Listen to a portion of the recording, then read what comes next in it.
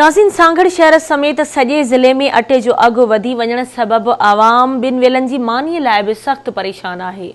अवाम जा ऐं ॿुधाए थो एडी कुंभर पंहिंजी रिपोर्ट में। अटो इंसान जे जियापे लाइ बुनियादी ज़रूरत आहे। सांगड़ ज़िले में अटे जे पैदा थियल बहरान सबबि ग़रीब तबिको इज़ियतूं भोगण ते मजबूर आहे।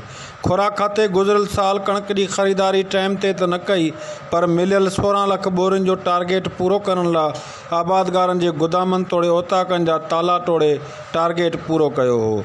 कणक जे मर्कज़नि जी सार संभाल न हुअण करे उते खुलियल आसमान हेठि पियल कणक ख़राब थियण जूं शिकायतूं पिणु ईंदियूं रहियूं आहिनि।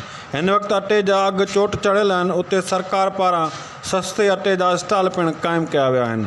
सरकारी अघ ते वेकिरो थींदड़ अटो गोदामनि तां ईंदड़ कणक में मिटी ऐं जव वधीक मुक़दार में हुअण करे अटो खाइण लाइक़ु बि न आहे रहियो।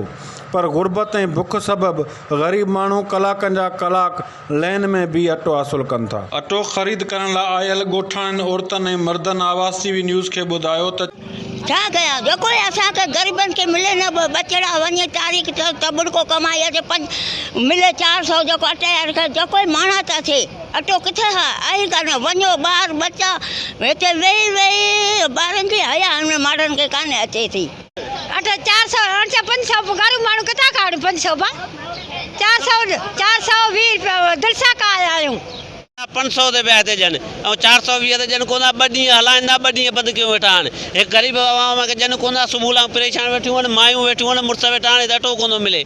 बेटा अटो मिले कोन थो। गरीब माण्हू दिलि सां त आया आहिनि, पोइ परेशान नंढा ॿार छॾे आया आहिनि। 500 थैली के ॾे तो ईअं ॾे कोन थो। सुबुह 8 बजे आया, 11 थिया आहिनि, वेठा आहियूं हिते। अञा त मिले कोन थो अटो, वेठा आहियूं। गरीब माण्हू केॾां वञूं। असां पहिरें चकर आयासीं त 420 जो अटो ॾियनि पिया। हींअर चवनि था 500 रुपया। हींअर 500 रुपया पहिरें चई त मिले, अटो आहे कोन। अटो त फटा भरिजी विया। पोइ कहिड़े हिसाब सां फटा भरिजी विया। पासे जाऊं की करूं? ये 500 तो 8 दे मन में गरीब में क्या जाऊं? 4 रुपये कमाओ। रोटी कपड़ा और मकान जो नारो हणंदड़ हुकूमत बि ग़रीब आवाम जा अंज घटाए न सघी। कैमरामैन खाकी ओशमामन सां गॾु एडी कुंबर, आवाज़ टीवी सांगड़।